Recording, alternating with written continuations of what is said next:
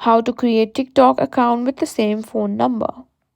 If you're wondering how to create another TikTok account using the same phone number, you're in the right place. In today's video, I'm going to show you how you can easily add a second or third account to TikTok without needing a new phone number.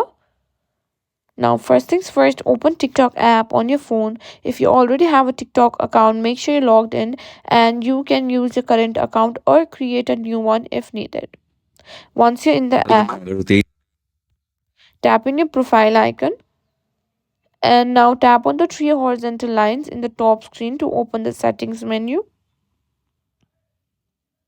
Now, if you already have one account set up and want to add another, you can tap on switch account at the bottom. Here you'll see options to add account, tap on it. Now tap that to start creating a new account. Now here you can sign up with your phone number. You'll be prompted to enter a phone number. Now TikTok allows you to use the same phone number for multiple accounts. So simply enter your existing number.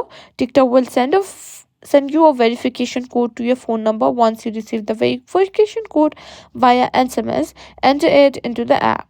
This will verify your phone number and create your second TikTok account. And that's it. That's how you simply create another TikTok account using the same phone number.